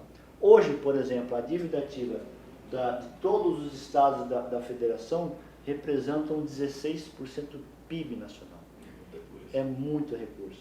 É muito recurso. Tudo bem. Do PIB ou da arrecadação? Do PIB? PIB Do nacional. PIB? O que leva a dívida ativa? São diversas maneiras. Um, porque a empresa não realizou sua expectativa da sua venda. Outra, porque houve quebra de contrato, uma empresa não conseguiu mais comprar da outra porque quebrou o contrato. Ou uma grande crise econômica, as vendas não se realizaram, a expectativa não se realizou. Mas o grosso da dívida ativa hoje dos estados, São Paulo, Paraná, Santa Catarina, Rio Grande do Sul, Minas Gerais, Rio de Janeiro, se deve ao planejamento tributário. Existe uma indústria de planejamento tributário, por isso que é importante que a reforma tributária faça o IVA, porque isso acaba com os planejamentos tributários. Então, hoje a dívida ativa, que é aquele imposto que o empresário tinha que recolher até o dia 10 de cada mês, não recolhe, deixa de entrar no caixa do Estado e deixar de entrar, deixa de cumprir as suas obrigações constitucionais de despesa obrigatória. O Estado acaba arrecadando menos e acaba transferindo em menos serviços. O que é o recurso público? O recurso público faz política de esporte, faz política de assistência social, faz política cultural, faz política de infraestrutura, faz política de encadeamento. É o recurso público que permite o Estado prestar um conjunto de serviços, um conjunto de serviços de ponta e de meio. E quando o Estado não arrecada esse tributo, acaba precarizando esses serviços. E a arrecadação tributária vem de onde? Vem de pessoas jurídicas e vem de pessoas físicas. E quando a pessoa jurídica planeja em não recolher o tributo, acaba interferindo na política local. Entende? Por isso que essa política de planejamento tributário, de programa de refinanciamento fiscal, ela tem que ser rediscutida. Porque como está estruturada hoje nos estados, é benéfica, não é benéfica para o Estado. Entende? Eu acho que tem que pensar essa questão tributária que envolva a questão de não só colocar um fim na guerra fiscal, mas como também colocar um fim nos planejamentos tributários de as empresas irem acumulando cada vez mais. Você diria que o problema da dívida ativa hoje, os refinanciamentos e tal também, são um tipo de renúncia fiscal a posteriori? Em termos reais? Mas o termo técnico não seria isso, né? Não seria isso, mas é um... Mas o efeito, né? É o efeito. É bem parecido, E em né? termos reais, eu acho um pouquinho mais problemático o refinanciamento, os refis, porque eu perguntei a sua opinião, porque me parece que em termos reais é a mesma coisa. E o problema é que enquanto na renúncia fiscal o político ele tem um constrangimento, ele até tem um argumento de crescer a economia e tal, mas ele tem também um constrangimento de não estar arrecadando. Na hora do refinanciamento, ele abre mão de um tantão para ter o argumento de que está trazendo dinheiro ainda para dentro, que vai argumentar ele que nunca viria se não fosse o caso. Se não fosse o refis. Mas o refis, ele continuadamente, todo ano, quer dizer, a cada legislatura tem um refis. A empresa grande nem precisa pagar. Então ela fala com o tempo do tarde esperando o refis. Se eu for autuado, tá certo? Eu espero o refis, eu pago o refis. Eu mesmo, na minha atividade de auditor fiscal, uma vez voltou a minha empresa, descaradamente sonegadora. Aí, quando o proprietário foi assinar a outra, ele disse assim, descaradamente, na minha cara. Falou, tudo bem, eu vou judicializar isso aqui, vou esperar o próximo refis e vou pagar em não sei quantas prestações aqui e essa bolsa que eu estou cobrando aqui vai virar pó. Certo? Sim. Eu fiz um estudo do refis no Brasil e fiz um estudo na comunidade europeia. O que chama a atenção assim, professor Ângelo? No Brasil, o refis ele vai 48 meses, 60 meses, até 120 meses. Ele é longo demais. Quer dizer, uma empresa que deve R$1 milhão, por exemplo, ela pode financiar com descontos, com juro, com perdão, pagar aí 100 milhões, por exemplo, em 120 meses. Ela vai pagando. Agora, eu fui estudar como é que é na comunidade europeia isso. Peguei várias legislações ali, não entendo alemão, não entendo, leio um pouco italiano, um pouco francês, bastante espanhol, bastante inglês. Eu converti a legislação ali para o inglês e tal para ler. E aí, o maior refis que eu encontrei na Europa foi 24 meses. O maior. 24 meses. E aí existe o quê? A empresa, para entrar num programa de refinanciamento fiscal, ela tem que ter contrapartida. Tem que ter uma contrapartida. Ou ela vai fazer uma contrapartida, ou fazer um programa social, ou ajudar um colégio, né? Ou fazer uma reforma, ou fazer uma área social, ou ela vai ter que gerar novos empregos, ou ela vai ter que ampliar o seu parque fabril, ou ela vai ter que distribuir renda. Ela tem uma contrapartida, social. Ou ela vai ter que aumentar o seu faturamento. Social. Ela não pode simplesmente entrar por entrar num programa de refinanciamento fiscal sem contrapartida. É ideológico isso? Claro. Esses governos, eles são socialistas? Não. Isso é responsabilidade social. Capitalismo. É capitalismo. É capitalismo. São governos reformistas. Isso. Né? Quer dizer, entra naqueles conflitos distributivos, mas são governos responsáveis. Sim. Né? Com a população. Então, ela tem desconto, não tão abusivo como tem aqui. Ela tem um prazo de até 24 meses, isso. Mas tem as contrapartidas. Tem as contrapartidas. Não entra assim do nada. Sim, claro. Isso. A gente tem aquilo que o American Way of Life, o estilo de vida norte-americano, aquele estilo de vida que o Sérgio Buarque de Holanda fala quando ele escreve Raízes do Brasil, né? A imitação de estilo de vida, né? O homem cordial, né? Ele fala aquela herança rural que a gente tem no Brasil. A gente olha para essas economias como complexa, como desenvolvida e busca imitar seus estilos de vida, né? Bem, mas só que o empresariado brasileiro imitaria na questão do refis? Tem de 24 meses de contrapartida. E prisão. O sujeito não pagar, se pagar e preso. Olha, nos países desenvolvidos, na América do Norte, por exemplo, a viúva lá da dona do Empire State Building, lá do dono do Empire State Building, foi presa. Porque não pagou imposto. Aqui... Não existe crime tributário, né? Oi? Não tem crime tributário no Brasil? Não, até que tem, mas se o sujeito pagar, ele está livre. Não tem crime para quem rouba um litro de leite no mercado? Exato. Você pagou, você sonegou, cometeu um crime tributário, certo? Pagou o imposto depois que judicializou, tá? Pagou que você está livre do processo criminal. Bom, isso é coisa de gente subdesenvolvida. Você já ouviu a frase corrupção mata? Corrupção mata. Oi? Tipo devolver a joia. Tipo devolver a joia, mesma coisa. Certo? Quer dizer, você recebeu uma propina, tá certo? Aí você devolve a propina que você recebeu, tá tudo certo. Então, a frase corrupção mata, Corrupção mata. mas a gente nunca ouviu a frase sonegação mata, né? Sonegação mata. Porque sonegação e corrupção é a mesma coisa com relação ao dano ao erário. Anda juntas, de mão dadas. Né? Agora, com relação à dívida ativa, Juliano, na sua pesquisa, o que eu tenho visto na imprensa é que, assim, boa parte das dívidas ativas, eles falam em percentuais altíssimos. É incobrável. Podre. É podre, porque são os sócios já assumiram, a empresa já assumiu, você não acha os ativos da empresa. O que você diz sobre isso? Então, se pegar em São Paulo, por exemplo, tem muitas... Pega a VASP, né? Que tinha em São Paulo. VASP. Pega a Varig também. A Varig também, é estatal. Rio Grande do Sul. São dívidas incobradas hoje, né? Incobráveis, né? Mas assim, ó, se a gente pegar, também tem muita empresa que está operando no mercado ainda. Tem muita empresa de telecomunicações. Quem são telecomunicações no Brasil hoje? Tu consegue numa mão só, quem voa essa e essa.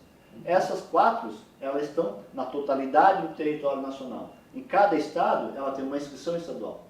Não tem? Em cada estado, muitas delas têm dívida ativa aberta. Elas estão aí operando, né? E por que o Estado, por que elas ficam acumulando dívida? O Estado não vai lá e recobra dela. Se pegar de bebidas, quantas empresas de bebidas tem no Brasil hoje, né? São poucas, quase como não. Tem as regionais ali, mas quem são as grandes, né? As grandes mesmo, o oligopólio ele é forte. E é uma dívida ativa altíssima, né?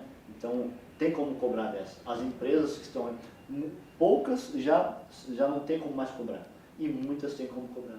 Entendi. E são empresas que, inclusive, os empresários estão na Forbes, estão nas colunas sociais, estão nas revistas de colunas. Os empresários estão ali. E por que eles não pagam os tributos em dias? Quem perde com isso é a população que mais precisa do Estado. Lins, por exemplo, eu sou egresso de escola pública. Eu estudei numa escola pública na minha primeira à quarta série, da minha quinta à oitava série, do meu primeiro ao primeiro ano. Estudei numa universidade pública aqui na Unicamp, entende? Eu sou egresso do fundo público. Doutorou-se numa universidade pública. Eu fui vacinado pelo Estado, desde da vacina da paralisia infantil, desde a vacina do sarampo, desde a vacina da catapora. Todas as vacinações foi o Estado que deu. E essa vacinação, eu nasci no hospital público. Por quê? Porque o recurso público que fui me atendendo. Eu sou o Estado, eu estava falando do Luiz XIV, eu sou o Estado, né? Eu sou o Estado, personalidade física. Por quê?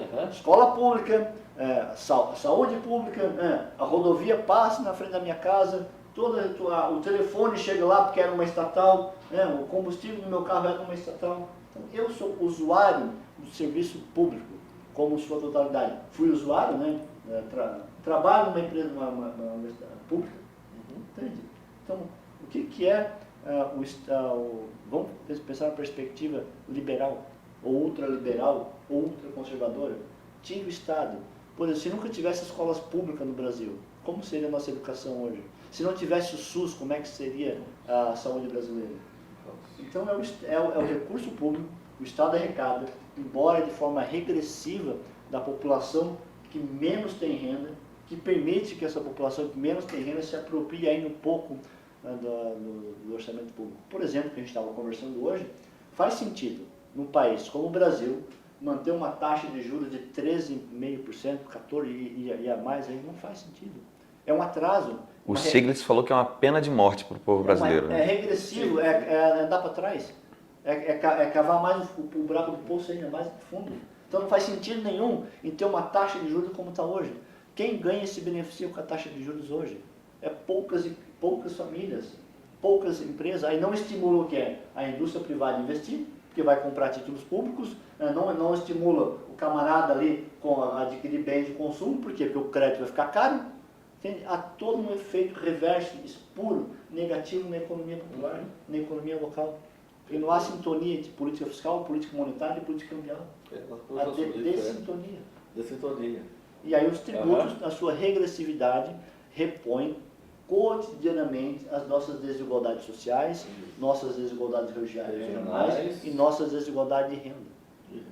Então, ou seja, não é fazer uma reforma tributária apenas para simplificar, mas é para fazer uma reforma tributária. Quem ganha mais, paga mais. Fazer uma reforma tributária que permita o cashback, né, a devolução do imposto, que simplifique a tributação, mas que pegue as grandes fortunas, as grandes heranças, as grandes propriedades, as remessas de lucros e dividendos, porque não faz sentido. Porque um país tão desigual, o sistema tributário repõe as nossas desigualdades. Você falou que é um filho do Estado Social, né? Ilustra assim, explica bem detalhadinho para quem não entendeu, passar a entender agora a relação entre a dívida pública, a dívida ativa e o problema que você trouxe e as políticas públicas para o povo. A dívida ativa... O impacto.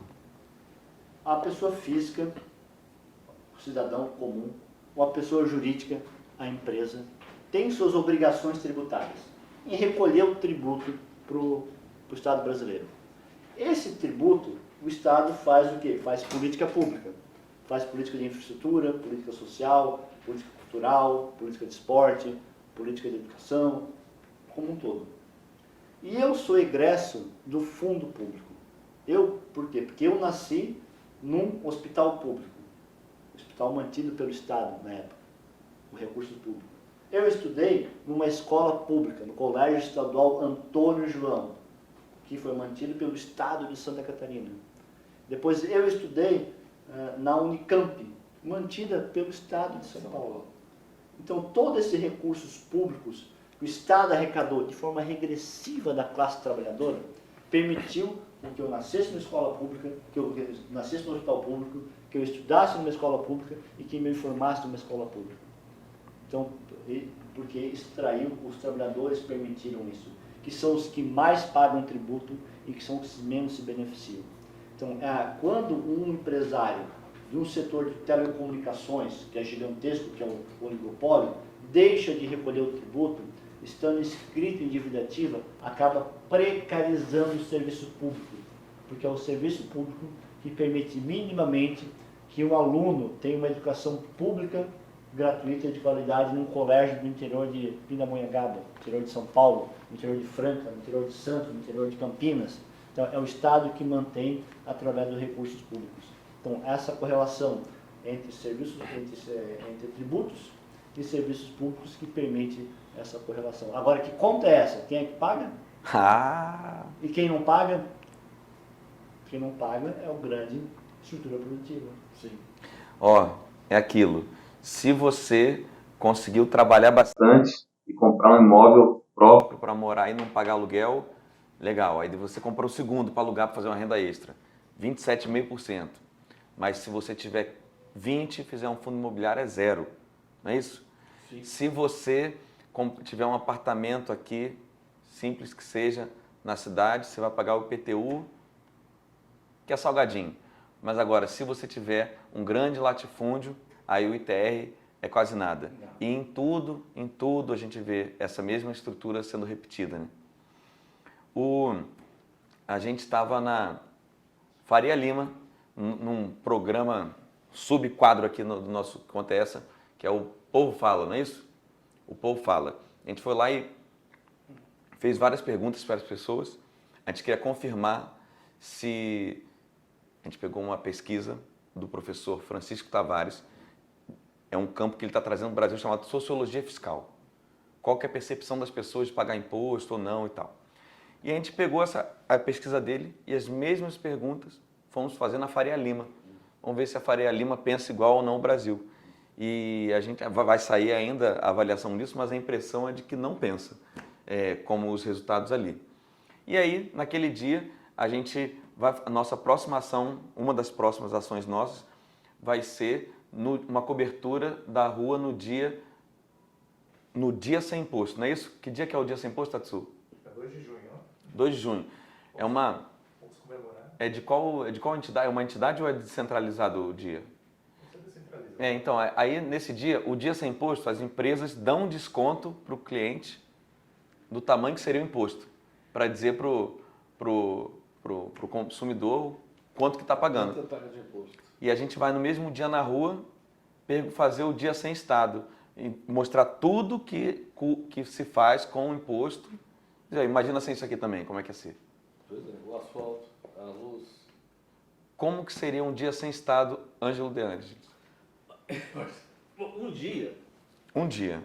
sem Estado não teria, digamos assim, consequências imediatas muito graves. Agora, Eu acho que seu desafeto já ia logo partir para cima. meu desafeto, como assim? É porque no direito penal a gente gosta de falar assim, o desafeto, né? Desafeto é a pessoa que vai lá e faz um crime contra você. Lesão corporal, um homicídio. Os desafetos se encontram e eles... Aí ele um dia sem Estado já dá isso aí. já dá isso daí. O pessoal Sim. fala... eu conheci um cara, lá na Faria Lima mesmo, um cara que parecia ter uma condição de vida boa e falou, eu não uso Estado para nada. Aí eu falei assim, olha, sei não, mas assim, hoje ninguém entrou com arma na minha casa. O Estado imprimiu um papel e paga salário pra gente com arma, para dizer que aquela casa está no papel, está no meu nome, então você não pode entrar, senão o cara vai dar um tiro em você. O Estado garante a propriedade do cara. E quando ele falecer, se ele tiver acumulado muito, o Estado ainda garante que isso vai chegar no filho dele. Sim. E tendo um dia sem Estado? Um dia sem Estado já dá um caos danado. Não é um caos danado. E avança. E uma semana sem Estado? Nossa, já complica. Mas, Ulisses, eu quero fazer uma metáfora, que está nesse livro aqui, A Política de Renúncia de Receita do Estado de São Paulo. Está logo aqui na introdução. Há movimentos sociais organizados em federações empresariais para acabar com os tributos. Se fossem bem-sucedidos, na segunda-feira todos os brasileiros não pagariam impostos. Na terça-feira, a União, os estados, o Distrito Federal, os municípios brasileiros não pagariam mais o funcionalismo público. Professores, militares, enfermeiras, etc. Na quarta-feira, escolas, hospitais, postos de saúde, batalhões militares e demais serviços públicos seriam fechados por falta de recursos. Na quinta-feira, não se pagaria mais os fornecedores que vendem mercadorias e prestam algum tipo de serviços para o Estado. Na sexta-feira, por ausência de recursos, o Estado brasileiro daria um calote na dívida pública. No sábado, acabaria o capitalismo e a nação. E o efeito multiplicador disso? Então, os tributos são o que permitem o conjunto de políticas públicas para o conjunto da população brasileira. É ele que permite fazer determinadas políticas. Então, assim, o modelo de interação entre Estado, economia e sociedade instituiu a cobrança de tributos como forma de prestação de serviços públicos e financiar o processo de desenvolvimento. Se você não paga tributo, você não tem desenvolvimento, você tem aquilo que o Hobbes fala, uma guerra de todos contra todos. Nós temos o Leviatã, a espada do Leviatã, né? Para coordenar, regulamentar, né? Dar chicotada, dar espetar, mas se você não tem isso, você tem uma guerra de todos contra todos. Aí é um salto. Vamos matar todos. O que é a instituição militar lá, se não é para garantir a segurança, permitir que o camarada lá não entre na tua casa? É o Estado, é o serviço público, né? É a repressão, aquilo que o Weber fala, é o monopólio legítimo da violência, que é o Estado. Tem o Estado através da espada do Leviatã lá, e o Hobbes vai cutucando, permitindo isso. E é um recurso público extraído de forma regressiva ou de forma progressiva da população que permite essa segurança institucional, por exemplo, né? Como eu falei, eu sou o Estado, né? Como Luís XIV. Por quê? Porque eu nasci no hospital público, eu estudei numa escola pública e eu sou conjunto uso um conjunto de serviços públicos, desde a infraestrutura até o eletricidade. Por que essa luz está acesa aqui hoje? Porque o Estado construiu a Eletrobras, né? Por que tem água aqui? Porque o Estado construiu o que? A Sabesp? Não é isso? A iniciativa privada, ela tem uma perspectiva de lucro em curto prazo. E você fazer telecomunicações, fazer ferrovia, fazer grandes obras, é investimento de longo prazo, investimento de risco. A iniciativa privada não se mete em risco. Tanto que os bancos brasileiros, né? O que são os bancos brasileiros? São atacadão, são bancos comerciais. Não é banco de investimento. O capital bancário brasileiro não investe na indústria. Por quê? Porque ele fica com o pé atrás, ele vai em serviços de varejão e vai em títulos públicos. É capital de giro. É o BNDES. O BNDES está no papel. Banco de investimento de longo prazo que assume risco é o BNDES. Né?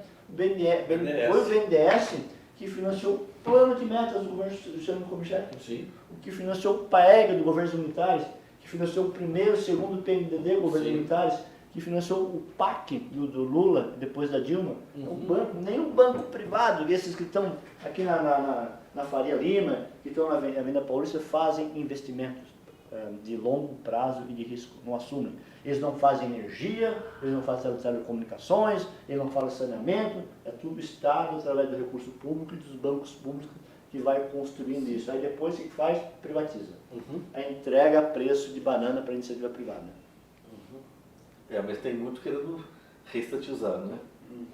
Tem muitos aí que não deram certo privatizar, não.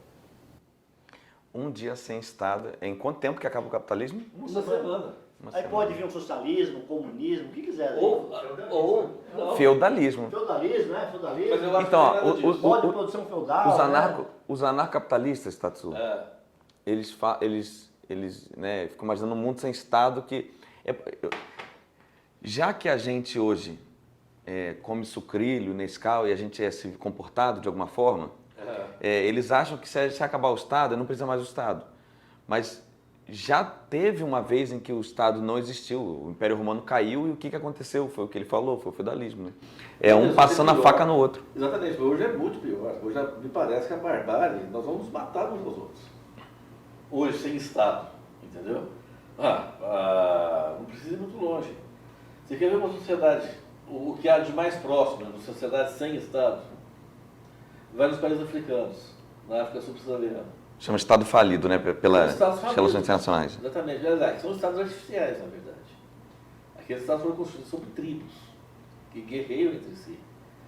Bom, o que mais se aproxima hoje no mundo, coisa de uma sociedade sem Estado, é aquilo lá. Nós queremos aquilo para nós, ou pior do que aquilo para nós. Vamos pegar a Polícia Militar de São Paulo. É. Se ela fica 2 meses em casa, Nossa ou Senhora. dentro dos quartéis, desbatendo, o que acontece na rua? Invasão ao supermercado. Primeira coisa, arrastão. Bom, vocês aqui, não sei quem que é o mais velho aqui. Eu tenho 60 anos. Acho que eu sou um pouquinho mais velho. Você é o mais velho? Cabelo branco tem, né? Eu acho que quem pegou a época da hiperinflação dos anos 80 aqui? Quem pegou a época da hiperinflação? Ivan, você tem quantos anos de idade? Eu, 37. 37? Você tem 37 também, né? Eu tenho 90. Tá de 40. 40, né? Bom, vocês são todos novos. Eu peguei a época da hiperinflação, anos 80. São Paulo, supermercados em São Paulo, ou com hiperinflação. Vivia sujeito a arrastões. Bota no YouTube assim, ó. Isso. Aniversário Guanabara, Rio de Janeiro. É o nome do mercadão lá. Pois é. Que ele pega um dia com promoção no aniversário e um negócio de louco. Não, é de louco. É porque com a hiperinflação, a classe trabalhadora, obviamente, a miséria aumenta muito, a inflação ela solapa o poder de compra, principalmente de quem vive de salário baixo. Isso aqui vivia sob ameaça de arrastões nos mercados de São Paulo. Não fosse a presença do Estado, teria virado um caos isso aqui. O pessoal começou a esconder o boi, né? Exatamente, a pessoa escondeu o boi, teve uma série de coisas aí. Nossa, agora eu vou voltar a gente aqui pra... Ih, fomos longe, não fomos, Tatsu? Vamos longe. Ó, era a dívida ativa que abriu toda essa janela, não era? A dívida ativa. É a dívida ativa. Então, Isso. para fechar aqui a nossa conversa, a pergunta número 12, que é a última aqui que o Carlos colocou, existe algum tratamento diferenciado, né, no que tange às discussões e comportamentos dos organismos responsáveis por lidar com essas questões da dívida ativa, tipo o CARF? Juliano. O que existe, a dívida ativa é fazenda, em menor parte, e PGE, né? Que faz a cobrança, execução, acompanhamento, né? Não existe nenhum comitê regulamentador, não existe nada. O que se está fazendo hoje, Lins, é inteligência artificial na dívida ativa. Você faz um programa de inteligência artificial, você consegue limpar crédito podre, né? Sistematizar e organizar. Mas assim, como a dívida ativa está concentrada em poucas e grandes empresas, não tem necessidade de inteligência artificial. Né? Porque você sabe, se pegar as 10 maiores empresas de São Paulo, ou as 15, ou as 20, ou as 30, o grosso da dívida ativa está nessas empresas. Mas a inteligência artificial dá uma limpada, uma sistematizada e uma organização. Como diz o professor Luiz Gonzaga de Melo Beluso, numa aula, ele falou assim, olha, o capitalismo é coisa para poucos e grandes. Quem dita o ritmo de acumulação no Brasil é poucas e grandes empresas. Sim. Não é aquela do Simples Nacional, não é aquela bodega da esquina, não é aquele postinho lá, São não é os nada. grandes. É o grande capitalista que vai ditando e regulamentando as normas de mercado. É o grande investimento público, né? Uma grande empresa privada. E mesmo assim é a dívida ativa. A dívida ativa está concentrada na mão de poucas e grandes empresas, de vários setores. Telecomunicações, bebidas, metal mecânico, têxtil, vestuários e tudo mais. Agora, o que não pode se permitir é a sucessão de programas de refinanciamento fiscal. Eu fiz um levantamento desde 2000. Se eu não me engano, o Refis se iniciou no governo Fernando Henrique Cardoso, Refis federal. Desde 2000 até 2020, teve 38 refis em nível federal. Desmoraliza 38. tudo isso, cara. Desmoraliza toda a Entende? política de cobrança de ativa, toda a atuação do fisco. É mais de um refis por ano. Aham. Mas eu fiz por ano. Né? E longos, né? Não, eu não sei se é 95 ou 95 ou 2000. Mas é Mesmo assim. É, Mesmo assim. E longos. não, E muito longos. então, tem que coibir isso. Tá? E tem contrapartidas? Não tem outra partida. Sem nenhuma contrapartida. Como você diz. É como eu estudei o modelo da unidade europeia e o modelo brasileiro, a disparidade que existe. Né? É como se fosse um benefício fiscal de um imposto já constituído, de um crédito já constituído. Quer dizer, é mais perverso ainda. Chegamos no final e aí eu vou me despedir de cada um e já pedir para fazer uma consideração final e tal, e cada um dizer em que site ou redes, eventualmente, que o colega que está vendo pode achar o trabalho de vocês e tal, né? Então, Ângelo, muito obrigado pela sua participação. Imagina, a estrela é ele. Negativo. Ele me chama de professor, mas o professor é ele, tá Negativo. certo? É o seguinte, bom, o meu trabalho, eu tenho minha tese de dissertação, tenho meus artigos, né? Tenho meus artigos no Jota, tenho minha tese de dissertação, eu tenho poucos trabalhos publicados. E basicamente Como que é o Google para achar? O Google, Ângeles. Ângelo de Ângeles. Ângelo de e Ângeles, tá certo? Aí aparecem todos os meus artigos. Eu tenho alguns artigos também fora do Jota. Eu tenho alguns sites, alguns artigos publicados em alguns sites fora do Jota. E basicamente isso. Eu ainda não tenho livro. Eu tenho alguns textos, né? Em alguns livros que foram publicados, Roberto Afonso. Eu tenho uns artigos muito bons. Aí vão fazer propaganda. Bora. Bora! Fala o nome dos livros, né? Como que o pessoal acha na internet Olha, os eu livros. francamente eu nem lembro, eu sou um pouco despegado dessas coisas, mas veja bem. Agora tem um que eu tenho que fazer propaganda. Os meus artigos com a Melina Rocha sobre digitalização do fisco, digitalização de documentos fiscais. Aí sim, você pode pensar, Melina Rocha e Ângelo Diante. Tem artigos modestos à parte, muito bom. Aí sim, Ângelo. Angela, eu quero fazer uma correção. Tem dois trabalhos muito bons teus, que é um publicado por professor Fernando Macedo, Sim. que é a Guerra dos Portos. Guerra dos Portos. É um texto fantástico, uma referência para quem quer entender Verdade. guerra fiscal e guerra portuária. E Verdade. outro é a dissertação de mestrado Sim. do professor Ângelo, que é um texto que discute São Paulo, discute fisco, O ICMS. ICMS em São Paulo. É um trabalho muito interessante. Muito obrigado. Que vale toda a pena todos entrarem e procurar a dissertação de mestrado do professor Ângelo de Anjos, que vai ter um trabalho referencial. Muito obrigado. Não, de fato, esses dois trabalhos aí são, modéstia à parte, interessantes. Tem os meus trabalhos sobre substituição tributária, que vale um outro podcast, que valeria um outro podcast. A minha dissertação é o imposto sobre o valor adicionado e o ICMS no estado de São Paulo. Certo? E o trabalho da Guerra dos Portos? Guerra Fiscal dos Portos e Desenvolvimento Regional no Brasil. Isso. É isso daí. Isso realmente, Isso mesmo. obrigado. E Juliano, vou me despedir, deixar uma consideração final, também se puder dizer onde que acompanha o seu trabalho. Muito obrigado pela participação aqui em São Paulo, ter vindo visitar a gente, nos abrilhantou demais, né? Isso, eu te agradeço a oportunidade você, agradeço ao Tatis, que está aqui atrás da câmera também, agradeço ao professor Ângelo De Ângeles. Sobre o meu trabalho, eu acho que um dos trabalhos mais importantes que eu tenho, que é esse trabalho aqui, que é um fruto de uma parceria com o Sinafresp, que é a política de renúncia de receita do Estado de São Paulo. É um trabalho que eu me dediquei bastante, que eu me engajei bastante e fiquei muito feliz com essa publicação do sindicato.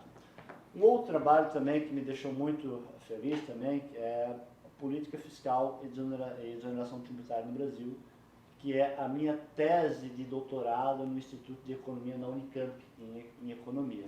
E agora, outro trabalho que eu me senti muito feliz também, que é o que a gente lançou agora, que é o terceiro boletim do Fisco Paulista, que é Estruturas e Tendências do Comércio Internacional e Interestadual de Mercadorias no Estado de São Paulo, que a gente mostra que São Paulo tem um déficit comercial internacional e um superávit comercial interregional. E sobre os meus trabalhos, Lins, eu tenho meu currículo Lattes, você entrar lá na plataforma, embora esteja desatualizado, eu não dou muita bola para o currículo Lattes, eu procuro depois dessas publicações, eu vou procurar atualizar, mas se você botar Juliano Giassi Goulart, lá na plataforma Lattes CNPq, você vai encontrar meu currículo, que tem uma vasta publicação de artigos científicos, de livros, de texto para discussão, artigo da Le Monde Diplomatique, nossa entrevista na Le Monde Diplomatique, tem várias ali que... você tem também? No Le Monde com ele? Foi uma entrevista do livro que a gente... Não, porque ele tem mais de um no Le Monde Diplomatique. Tem mais de uma semana. Você tem vários. Mais de uma dúzia, muito mais. Muito mais do que isso, eu já li bastante lá. Então... Eu tenho aproximadamente um. Não adianta ter uma hemorragia de publicação de nada para nada, entende? Um bem feito, bem estruturado, bem pensado, bem elaborado, vale por mil. Não é a quantidade, é a qualidade, não é o quantitativo, é o qualitativo. Então esse ele é qualitativo do que inverte quantidade. Vou falar igual o Bolsonaro no Roda Viva na campanha de 18 falou para uma jornalista lá. A jornalista perguntou: quantos projetos de lei o senhor aprovou nesses 20 e tantos anos de deputado? Aí ele: tipo uns 80. Ela: estou verificando que foram apenas 2. Ele: que seja. Então, que seja. Pessoal, muito obrigado pela presença de vocês. E você que está aqui até agora com a gente, um abraço e até a próxima.